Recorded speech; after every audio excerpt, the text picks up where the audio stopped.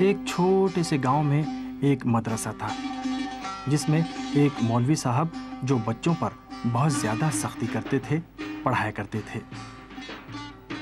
مولوی صاحب بچوں کو بہت زیادہ ڈرا دھمکا کر رکھتے تھے اور چھڑی سے ان کی پٹائی کیا کرتے تھے، اور گھر کے لیے اس قدر مشقیں دیتے تھے کہ بچے مشق انجام دیتے دیتے تنگ آ جاتے، اور اس طرح بچے نہ تو کچھ آرام کر پاتے اور نہ ہی انہیں کھیلنے کودنے کا وقت مل پاتا۔ مولوی صاحب اگر گلی کوچے میں بھی بچوں کو کھیلتا کودتا دیکھ لیتے تو دوسرے دن بچوں کی شامت بلاتے، یہاں تک کہ بچے سوتے میں خواب کی حالت میں بھی مولوی صاحب کو سخت غصے کی حالت میں دیکھتے کہ وہ بچوں کی گلی کوچوں میں ڈنڈوں سے پٹائی کر رہے ہیں۔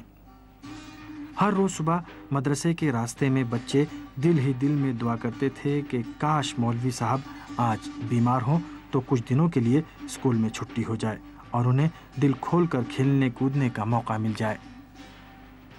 لیکن مولوی صاحب ہر روز پرانی کتابیں بغل میں دبائے اور چھڑی ہاتھ میں لیے مدرسے میں حاضر ہوتے۔ ایک دن مدرسے میں شام کو چھٹی ہونے کے بعد بچے ایک الگ جگہ پر جمع ہوئے۔ وہ چاہ رہے تھے کہ کوئی ایسا راستہ نکالا جائے کہ کچھ اطمینان کا سانس لینے کا موقع ملے، مگر ان میں سے کچھ مولوی صاحب سے اس قدر ڈرتے تھے کہ کچھ بھی کرنے یا سننے کو تیار نہیں تھے۔ لیکن بعض دیگر بچے جو اب اس سے زیادہ مولوی صاحب کی سختیوں کو برداشت کرنے کی سکت نہیں رکھتے تھے، وہ مولوی صاحب کو ہی پریشان کرنے کا منصوبہ بنانے میں لگ گئے۔ آخرکار ان میں سے ایک سب سے زیادہ چالاک اور ہوشیار بچہ جو چپ چاپ خاموش بیٹھا تھا بولا، میں نے ایک ترکیب سوچی ہے، اگر سب آپس میں متحد ہوں تو یقیناً اس کا نتیجہ نکلے گا۔ اس کے بعد سب کے کہنے پر اس نے اپنا منصوبہ بیان کیا۔ منصوبہ سننے کے بعد سب بچے اپنے اپنے گھروں کو چل دیے اور اگلے روز اس منصوبے پر کام کرنے کے لیے اپنے کو ذہنی طور پر آمادہ کرنے لگے۔ اگلے دن مدرسے میں داخل ہونے والے پہلے بچے نے پہنچتے ہی مولوی صاحب کو سلام کیا اور کہنے لگا، اے ہے مولوی صاحب، آپ کو کیا ہو گیا ہے؟ کیوں اس قدر آپ کا رنگ اڑا ہوا ہے؟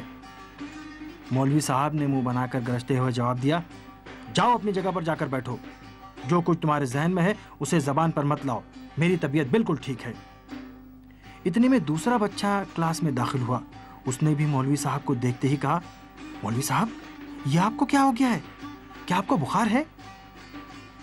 مولوی صاحب نے، جنہیں اب اپنی طبیعت کے بارے میں کچھ شک محسوس ہونے لگا تھا، غصے سے جواب دیا، نہیں بالکل نہیں، میں بالکل ٹھیک ہوں، جاؤ اپنی جگہ پر بیٹھو۔ اس کے بعد تیسرا بچہ اسکول میں داخل ہوا اور مولوی صاحب کو دیکھتے ہی بولا، مولوی صاحب یہ کیا ہو گیا ہے؟ اگر اس گاؤں میں کوئی ڈاکٹر نہیں ہے تو میرے گھر والے ایک اچھے ڈاکٹر کو جانتے ہیں جو پاس والے گاؤں میں رہتا ہے۔ اس طرح جو بھی بچہ آتا تھا مولوی صاحب سے یہی پوچھتا تھا کہ مولوی صاحب آپ کو یہ کیا ہو گیا ہے؟ آپ کی طبیعت اتنی کیوں خراب ہے؟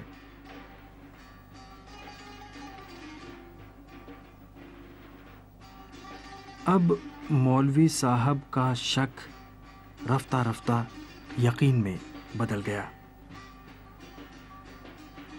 اور وہ بھی اپنے اندر بیماری اور کمزوری کا احساس کرنے لگے۔ مولوی صاحب کی سبھی پرانی بیماریاں لوٹ آئیں اور چھوٹے موٹے درد دوبارہ شروع ہو گئے، بلکہ اب برداشت سے باہر ہونے لگے۔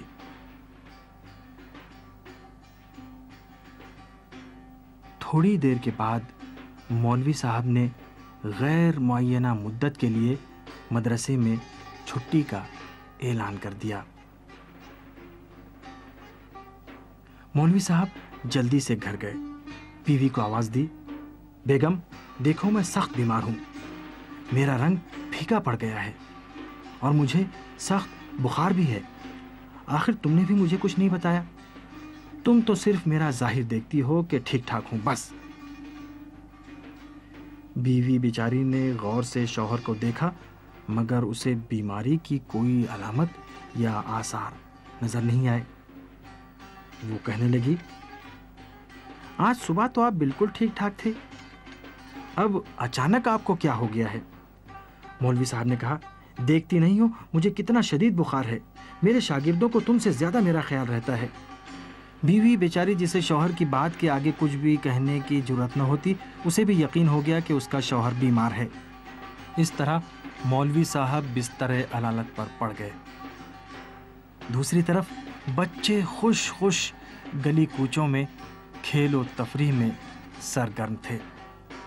انہیں بے حد خوشی اس بات کی تھی کہ عرصے کے بعد انہیں جی کھول کر کھیلنے کودنے کا موقع ملا ہے، اور یہ کہ وہ اپنے منصوبے میں کامیاب ہو گئے ہیں اور انہوں نے مولوی صاحب کو جھانسا دے دیا ہے۔